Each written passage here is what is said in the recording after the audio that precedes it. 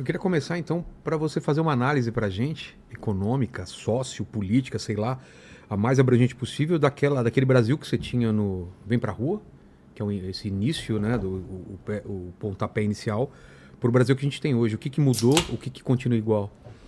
Bom, pois bem, uma análise de 2014 pra cá, né? Isso. Em certa medida, as pessoas saíram em Você tava 2013. com quantos anos? Eu tinha 29, 30 anos quando eu comecei o MBL. Tá. Eu era um dos mais velhos. O Kim tinha 18, 19 anos. Moleque, né? Todo Moleque. mundo... E as pessoas saíram às ruas em 2013. E em 2013 era assim uma revolta contra o sistema. Já faz muito tempo. Parece que ela começa... não tinha cor ideológica. É. Até começa com a esquerda, mas ela não Sim, tinha sim. cor ideológica. Ela começou como um fenômeno. Esse fenômeno toma as ruas do Brasil pra mostrar assim, nós estamos com raiva de algo que a gente não sabe descrever. Quando o MBL surge, aí já em 2014, a gente direciona, não, esse governo é um governo corrupto, há um escândalo de corrupção gigante que a Lava Jato está descobrindo, e nós precisamos derrubar esse governo e administrar o Brasil com novas ideias. Aí sim surge o que a gente chama de direita online. Aí tinha o Olavo de Carvalho, que era um pensador, você tinha o Bolsonaro, começava a surgir, indo lá no programa da Luciana Gimenez, com os memes dele e tal. Então muita coisa começou a surgir. A gente derruba Dilma Rousseff, entra o Michel Temer. À época, a gente apoiou duas grandes propostas, uma foi a reforma trabalhista, outra PEC do teto. A gente tentou apoiar a época com a reforma da Previdência, para o Brasil já mudar a lógica econômica dele. Se tivesse passado aquela época, o Brasil já estava em outra posição econômica, à época, para poder encarar as crises que vieram depois. Mas o Bolsonaro ganhou, havia por parte das pessoas uma grande esperança no Bolsonaro. O Bolsonaro, ele transformou toda aquela esperança em mudar um país em culto à personalidade dele. Porque o Bolsonaro é um homem muito simples. Ele é até gostável, é um cara engraçado. Mas ele não... Simples não, no bom sentido ou no mau sentido? no bom e no mau sentido. A questão é a seguinte, ele quer mostrar o tempo todo que ele é uma pessoa comum. Mas pra você ter feitos extraordinários, você precisa ser uma pessoa com qualidades extraordinárias, que são qualidades incomuns. Se você põe uma pessoa incomum pra fazer uma cirurgia no seu cérebro, essa pessoa vai fazer uma besteira, ela não tem qualidades especiais. O Bolsonaro nunca teve essas qualidades, as pessoas gostavam dele por ele ser simples, por ele ser engraçado. Ok, só que quando ele precisava lidar com crise, ele não sabia o que fazer. E mais, ele tinha preocupações com os filhos, se o filho corrupto aqui ou o filho corrupto ali, ele iria se dar mal, então ele precisava proteger. Na prática, ele traiu essa esperança das pessoas e a gente se manteve brigando. E acho que você fez muita cobertura desse período, sim. 2020, 21, 22. E ele perdeu a eleição pro Lula, como era esperado. E aí veio um governo de esquerda e a gente volta, e isso que a gente amarra todo o ciclo. A gente volta para 2015, quando a Dilma ainda estava no poder. A gente volta assim, como é que pode o PT ter retornado ao poder, mesmo o PT ter sido chutado pelas pessoas às ruas em 2016, 17, 18? É porque naquela época, em 16, 17, 18, tinha uma coisa que a gente não tem mais hoje. Tinha esperança que o Brasil dava pra ficar diferente, então as pessoas saíram às ruas, porque elas acreditavam que se tirasse o PT do poder, dava pra ter algo diferente, e as pessoas defendiam pautas, e não cultuavam uma pessoa. Então quando a gente defendeu pauta, a gente defendeu a Lava Jato, o impeachment da Dilma, reformas, prisão do Lula, e tudo isso aconteceu. Quando os brasileiros passaram a apoiar apenas a pessoa, que era o Bolsonaro, o Brasil perdeu.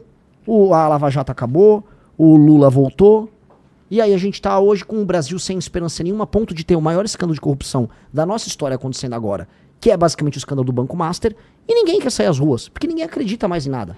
E esse é um momento que o Brasil não tem nenhuma esperança. O brasileiro, ele perdeu esperança em absolutamente tudo. Especialmente as pessoas com mais de 30, 40 anos. Sinto isso, as realmente. pessoas da minha geração. Da sua geração também. Na minha geração. Porque é uma também. geração que o Brasil não se realizou. A gente passou umas 3 levas de agora vai. Agora vai, agora vai. Depois do tempo você fala, quer saber? Muda governo, entra governo, é a mesma coisa. Isso. E é ruim isso. Esse Muito sentimento ruim. É ruim. É muito ruim, porque não aconteceu. O Brasil não aconteceu pra minha geração. Tinha oportunidade. Lógico. Imagina um cara, eu tô com 42 anos. Um cara da minha geração achava assim, vou fazer a faculdade...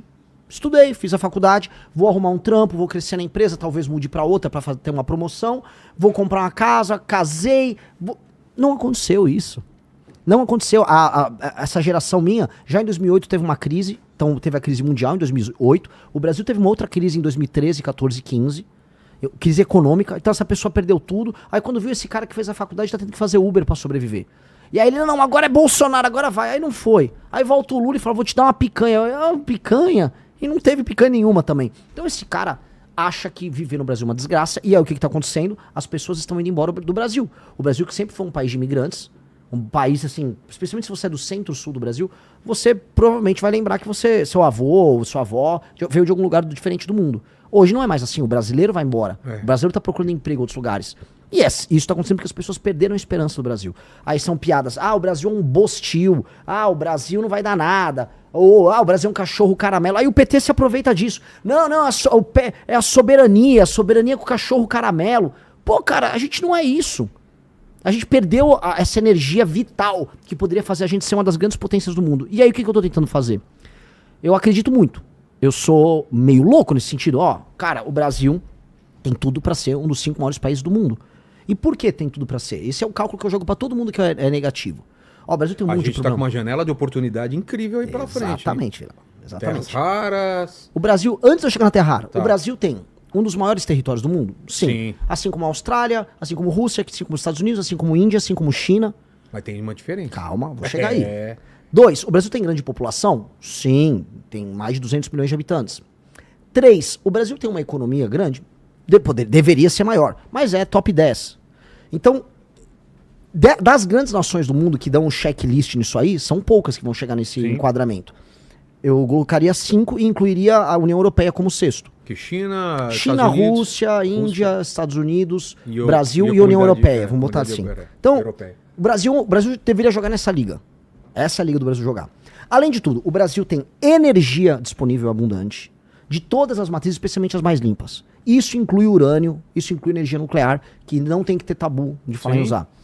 O Brasil tem terras agricultáveis. Não é igual, tem um grande pedaço aí da Groenlândia. Você não vai plantar na Groenlândia. A gente tem recursos hídricos abundantes. A gente tem petróleo. A gente tem um clima quente que permite que você tenha, por exemplo, 2 safras no ano. Ou seja, o Brasil é um país abençoado nesses termos. Água, cara, demais. Descobriram debaixo da Amazônia água por não sei quantas décadas aí para a humanidade. Então, onde eu vou chegar? Em condições normais de temperatura e pressão, se a gente não se sabotar, a gente é top 5 no mundo. Agora, se você perguntar para qualquer brasileiro se o Brasil é hoje uma nação que tem condição de sentar na mesa com os grandes, as pessoas vão dar risada. A gente acha que a gente é ridículo, que a gente é um país eco. Pois bem, a gente precisa de um plano. O problema do Brasil é um problema de liderança. É como se a gente fosse um time de futebol que tem bons jogadores, mas o técnico é um imbecil. E este é o grande problema do Brasil. Nós escolhemos a pior comissão técnica assim, possível. E em todos os termos, não estou falando só do Lula, do presidente da República. Eu estou falando, por exemplo, que o Tribunal de Contas da União, ou nomeações para órgãos que as pessoas nem sabem o nome, vão ser feitas por figuras que vêm dos piores estados em termos de administração do Brasil. O que eu quero dizer? O Maranhão, o Amapá, o Acre, que são lugares mal administrados. Os lugares onde tem muita corrupção, onde uma parte dos municípios não se sustentam, eles mandam mais do que São Paulo. E aí os lugares mais mal administrados colocam os políticos que mandam em tudo. Então, tem algum sentido em eu pegar, por exemplo, montar a comissão técnica da seleção brasileira com jogadores que estão na Série C, que foram rebaixados? Com um técnico, com massagista, com fisioterapeuta? Não, não faz sentido. Mas é o que a gente faz na política. Então, um estado... Eu visitei o Maranhão. Beijo pra todo mundo do Maranhão, vocês sabem que eu tô falando verdade. A galera do Maranhão sabe que eles são administrados pela pior classe política do Brasil. Dito isso, eles mandam muito mais do que administradores públicos e políticos e lideranças de estados mais bem administrados. Santa Catarina, por exemplo. Então, o que faz com que o Brasil ele seja tão desequilibrado? Nós temos um sistema político antigo que ele valoriza a ocupação de espaço e não a entrega de resultado.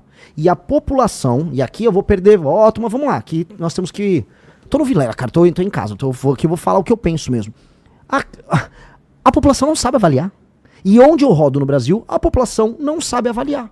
Culpa do que isso? Diversas razões. A população não sabe avaliar que é importante para ela ter saneamento básico. Essa é a primeira coisa, porque é uma obra que fica debaixo da terra. Ela sabe que tem esse problema. Não sabe. Por que isso não reverte no voto? Porque ela não sabe. Não, mas ela sabe não que tá sabe, uma merda aqui. Não sabe. Vilela, ela não sabe. Ela sabe que ela não tem segurança.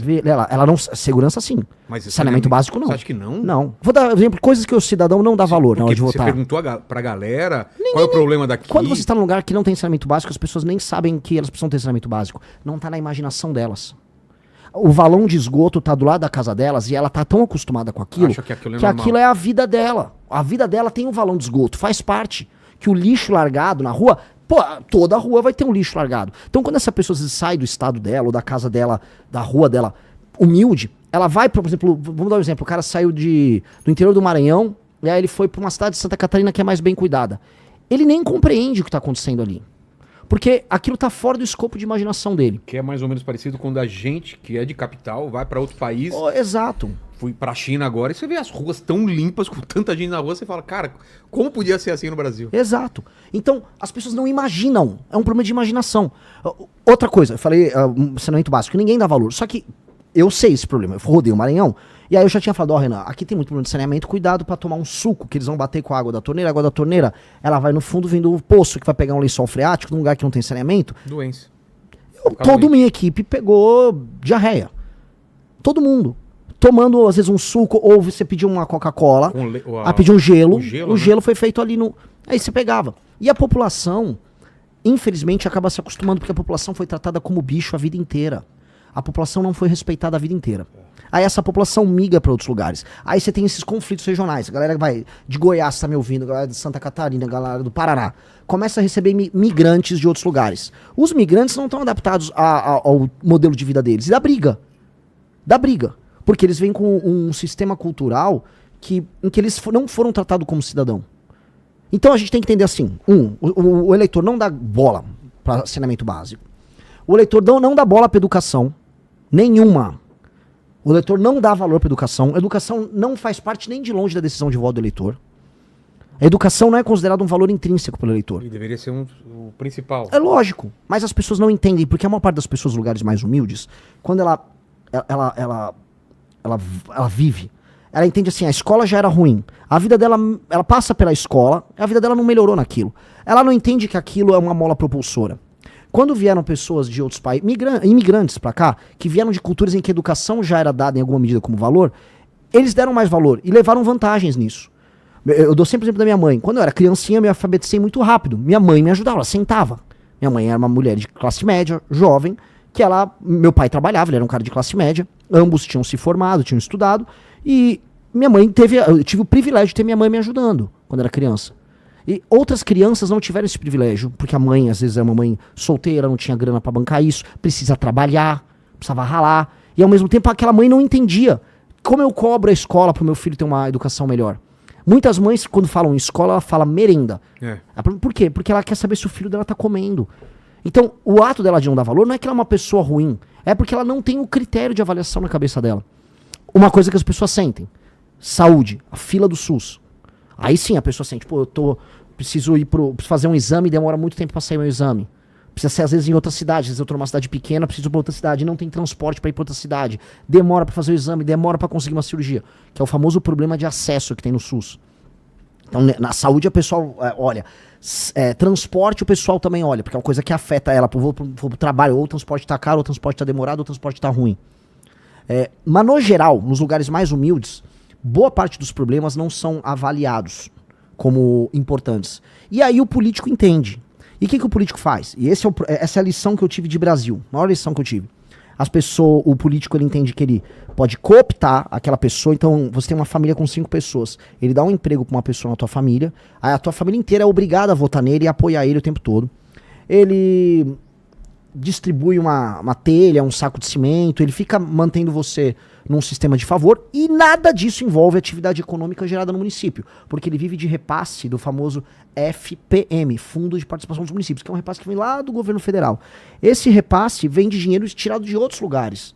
E esse político não tem nenhuma responsabilidade em aumentar a arrecadação, tampouco em melhorar a vida das pessoas. E é por isso que eu comecei a jogar luz sobre esse problema ao redor do Brasil, que eu falei, cara, todos os políticos do Centrão, os políticos mais corruptos, eles vêm desse modelo de engambelar o eleitor, de comprar o eleitor, de manter o eleitor ali como um servo, enquanto ele tira dinheiro de outros lugares do Brasil que estão ralando e pagando imposto altíssimo.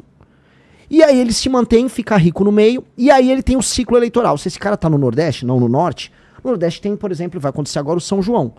Todo político do interior tem que fazer o maior São João possível, e o eleitor avaliar ele se o São João for grande. No resto dos lugares, são os grandes shows, por exemplo, festa da prefeitura. A prefeitura fez o aniversário, aí você traz o Natanzinho, traz o Wesley Safadão, e traz vários desses cantores, e aí o público avalia, meu prefeito é bom. Aí o Safadão chama o prefeito lá, o prefeito dança. Cara, isso não dá. Aí você tem, sei lá, mais de 2.000 cidades no Brasil que vivem disso. Pão e circo. É um pão e circo com muita pobreza, IDH baixíssimo e baixa atividade econômica.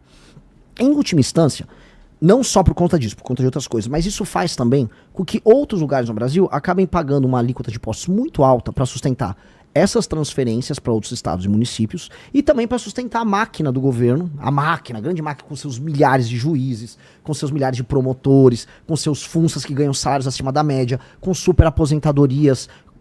E você tem que sustentar toda essa máquina que redistribui dinheiro que não funciona.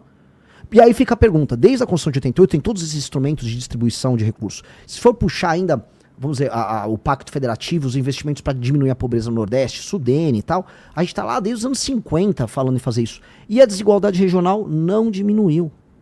Então a gente tem que mudar a lógica. E quando eu olho e eu estudo a lógica, ou seja, quando a gente estuda história, o que a gente percebe? Que você tem uma classe política que é horrenda, que é a pior classe política possível, administrando os lugares mais humildes e que não larga o osso. E eles se aliam com a esquerda, com a direita, com quem for, que é o famoso centrão. E se a gente quiser resolver centrão, se a gente quiser resolver STF, se a gente quiser tornar, aí sim, o Brasil que eu falei que tem que ser uma das 5 maiores nações do mundo, a gente vai ter que resolver esse problema. Porque rodando o Brasil, tomando uma surra de Brasil, vamos botar assim, você percebe que boa parte das nossas discussões são sobre outras coisas. E não sobre isso. E isso é o essencial. Isso é o verdadeiro tema de Brasil. Eu mesmo, cara, eu como liderança de movimento, eu achava que, tem outro tema aqui. Cara, tem temas bem mais importantes. E esse é mais importante. Esse eu percebi. Este é o maior problema do Brasil.